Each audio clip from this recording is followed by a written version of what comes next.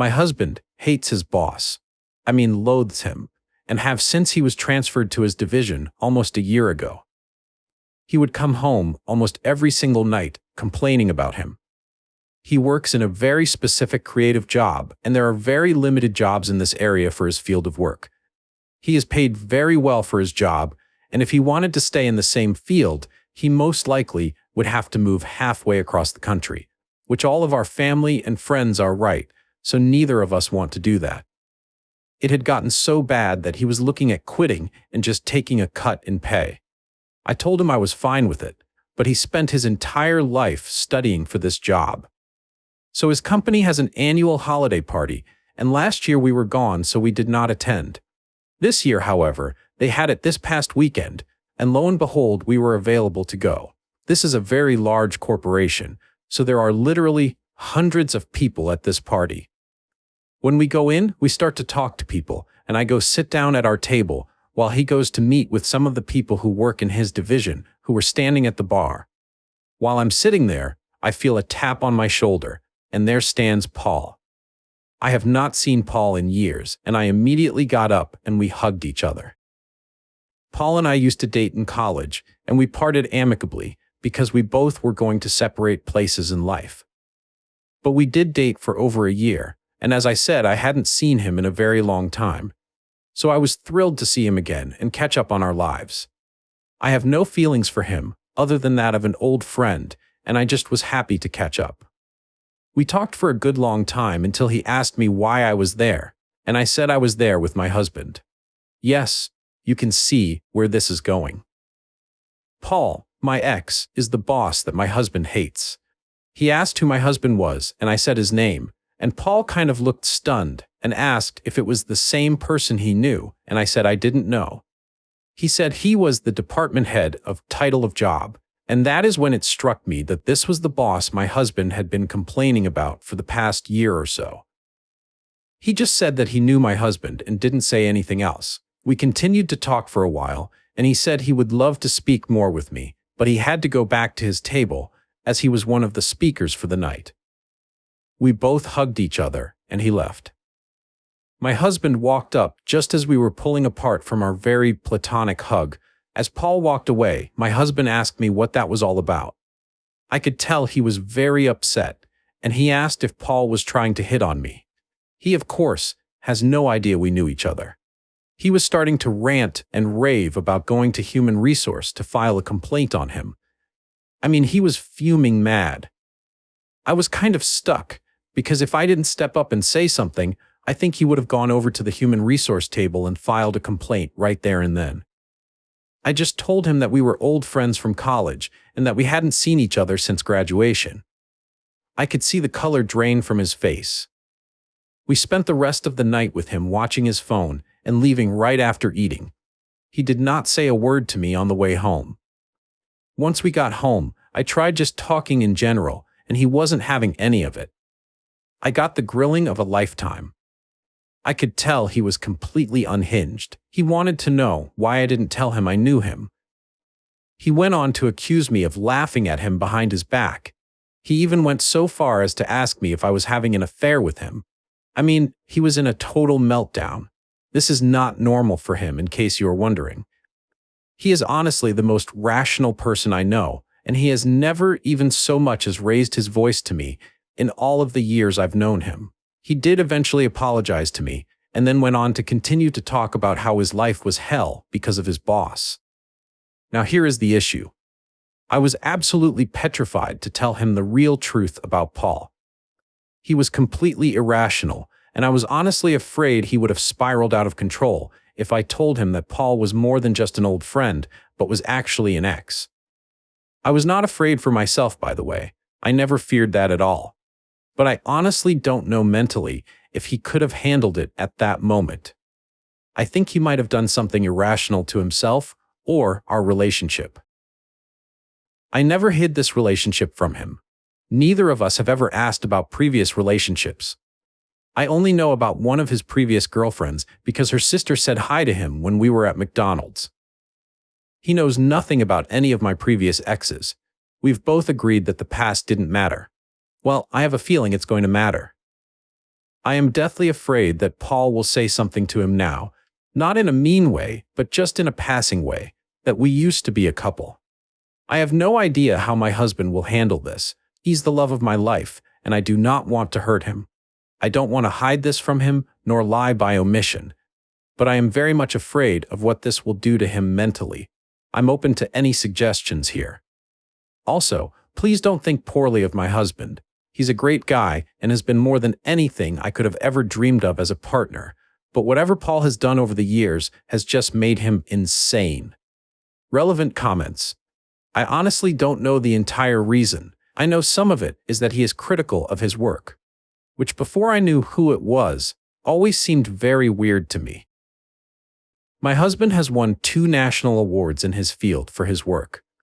He has been promoted inside his company faster than anyone from his field, and I know the hours of dedication he has put into it. I know he has forced him to work hours that go above and beyond what he is supposed to. I mean, the description of Paul by my husband is not the guy I dated years ago. However, that really is a big part of this. It was years ago. I don't know him at all and haven't spoken to him in almost 10 years. Obviously, I have to tell him, but helping him get over his hatred of him, that part honestly, I just don't know about. Is my husband a rational man? Without a doubt, until it comes to Paul. I think doing anything to minimize his feelings about Paul will only make the matter worse.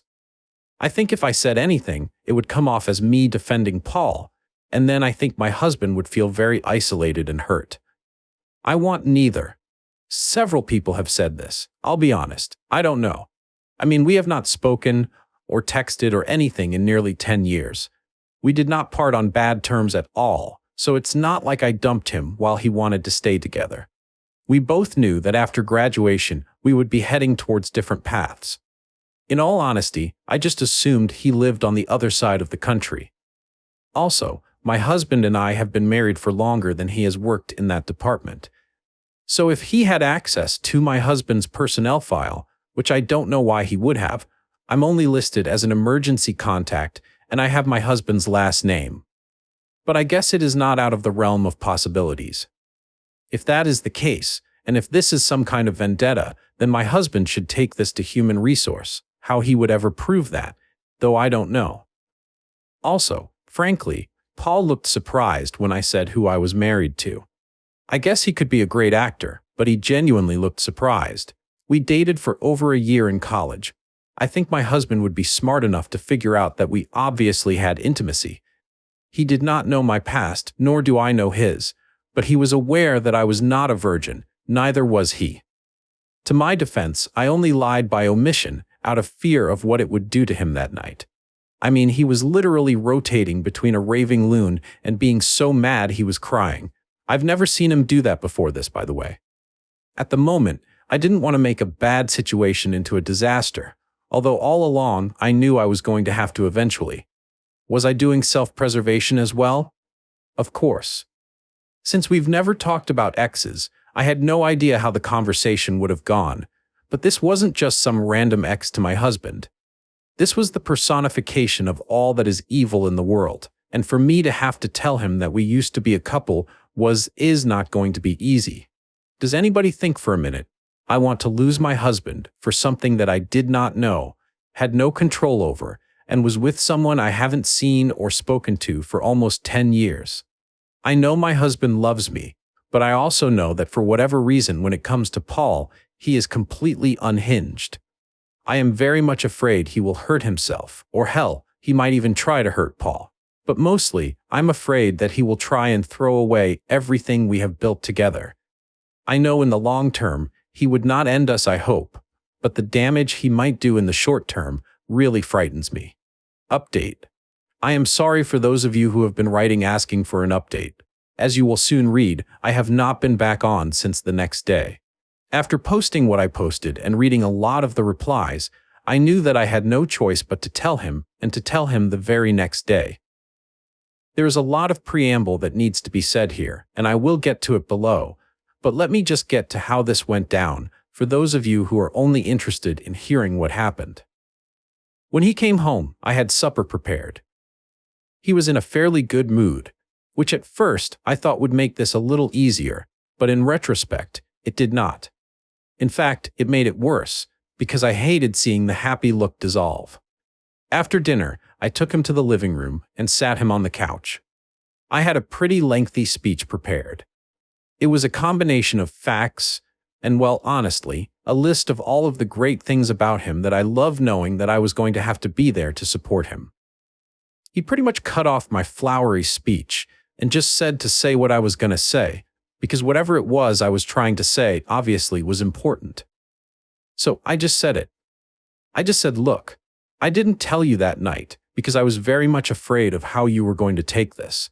But Paul and I dated for almost over a year in college. I had no idea he was the Paul you were complaining about. I didn't even know he lived around here. I have not had contact with him prior to the Christmas party for almost 10 years, and even that night I had no idea who he was in relation to you until just literally moments before you came over. He just sat there for what seemed like forever, and then all he said was, "I understand." That was it. It was monotone and passionless. I asked him if he believed me about the time frame and that I did not know who he was that night. He said yes. That was it. So I now go into my speech about how embarrassed I am about all of this. That under no circumstance on the planet would I ever do anything to jeopardize our marriage. That he was my number one focus. And then I started talking about how much I loved him and would do whatever he wanted to do, even if it meant moving or doing something different.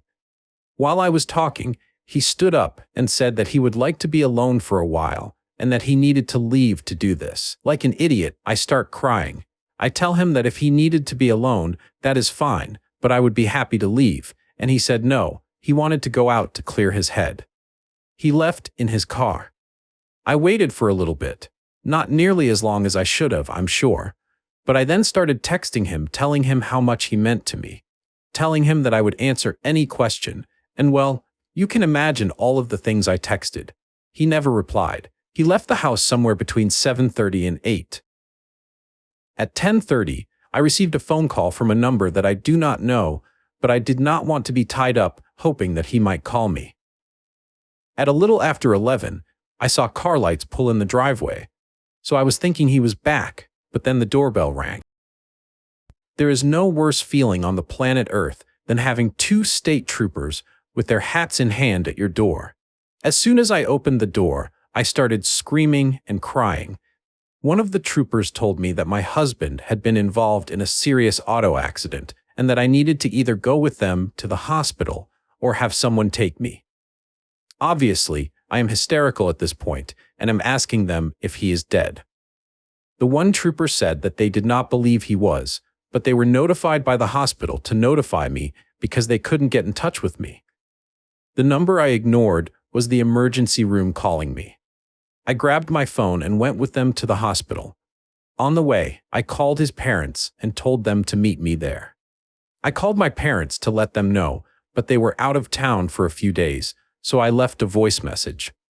I got to the emergency room and the troopers took me in through a back door to avoid having to go to a desk. My heart is about to explode, and they tell a nurse who I am, and she walks over and pulls back a curtain, and there sat my husband in an emergency room bed.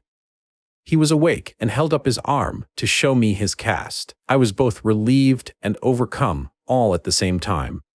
Of course, I held him and bawled for quite a long time. He apologized for scaring me and said he would have called me, but his phone was still in the car. I asked him what happened, and he said he hit some ice on the road and lost control, then slid off hitting a tree. He said he thought the car was totaled. The rest was pretty much a blur. But eventually, once his parents got there, I left them in there with him to call my parents again to update them. That is when the state trooper approached me and wanted to talk.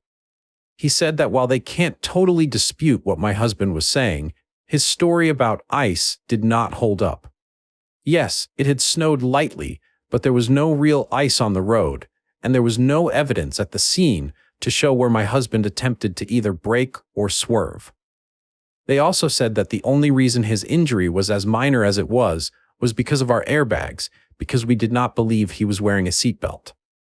At first, I had no clue as to what they were trying to say, but ultimately it sunk in that they were implying he tried to end himself.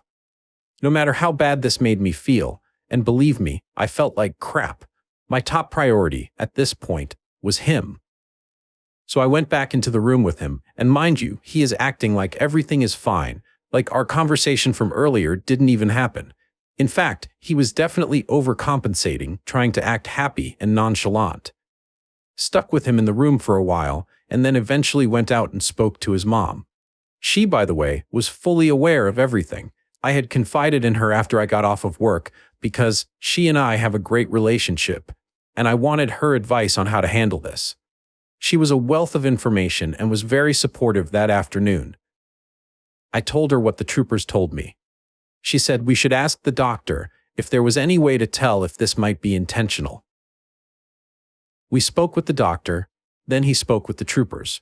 I went in to speak to my husband and see how he was doing, and finally the doctor came in and started questioning my husband, and he started to get very defensive.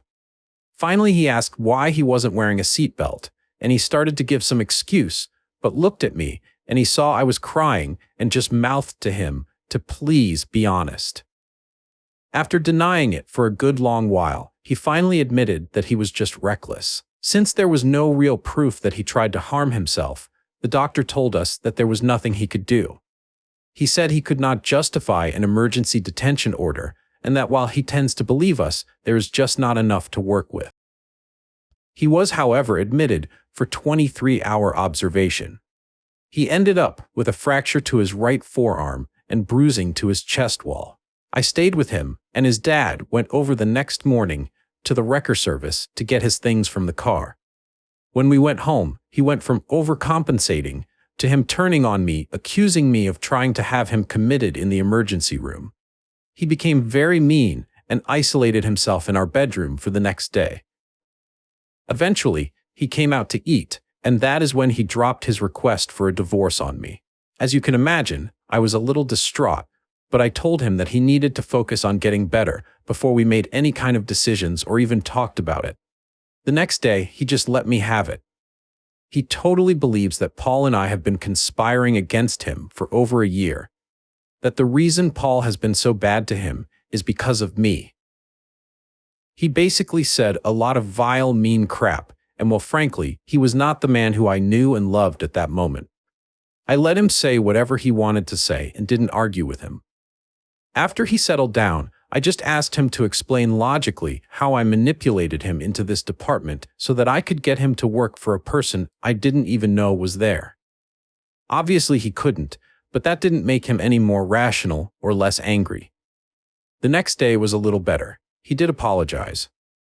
I told him that of course I accepted his apology, but that I wasn't going to take being called those vile names by anyone, let alone my own husband. We both agreed to just let him heal, and not to bring up divorce in the meantime.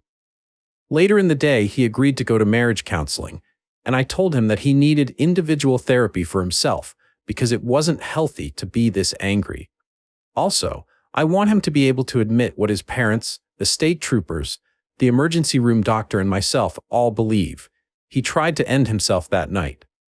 By the way, my heart sinks typing that, and I cannot tell you the damage this has done to my own emotions and to our marriage. However, I am committed to making this work. This is not him. This is him having a psychotic break, but he is not himself. I will stand by him throughout this, even if he has to be angry at me for some time. I know I did not do anything wrong, but I also understand from his point of view, this all looks very suspicious. Relevant comments from original poster. I had hoped that for whatever reason this was an isolated incident specific to his work, but I don't believe it is. I am also going to talk with our family doctor to see if he can evaluate him as well. Between his mom and myself, we are always here with him to watch him. It scares me to no end to think he will harm himself. The chances of that are 100%. I have never looked him up, nor spoken to him, nor Facebook stalked him, nor texted him. He is just an ex, period. One who I thought I parted with on amicable terms. He wasn't even my longest or most serious boyfriend prior to finding my husband. And you know what? I haven't ever looked him up either. The past is the past, and I do not dwell on it. Maybe I'm just weird, but I do not sit around and reminisce about old boyfriends. If I wanted to be with them, I would have stayed with them, or at least tried to. People keep saying this, and if I had it to do over again, I guess I would have karate chopped him. Look, I was taken completely off guard. He hugged me. Yes, I did not break away, but at that time I had zero time to process anything. I was very worried that if I made a big deal out of it, I would have tipped him off about my husband's feelings towards him. I have no idea if he knows how much my husband hates him. I don't know if he just comes home and vents to me, or if he has said anything to him. I would have created a much worse problem for my husband if I let him know how my husband felt, and he hadn't ever done it. Yes, lying to my husband that night was wrong. I have never denied it. I even said in response to a question in the first post that this was also self-preservation. He was completely unhinged, and he would have caused himself problems at work if I said it at the Christmas party. I told him within a couple of days, and even then, it still went to hell. As to nagging him, I'm not. I want him to get help, period. If he did it once, what is to stop him from doing it again and getting it done the next time? You know who also thinks this? His mother, who has no reason to be on my side. How exactly do I have Paul fired? What if I go in and say, oh, hey, my husband comes home and complains about his boss? I'm sure they would throw me out and probably fire my husband. Well, I can give you an update right now about today. Today was a good day. We didn't argue, and he was very open and talking about life and its challenges. I consider it a blessing, to be honest with you. I could be in a position to not talk to him at all.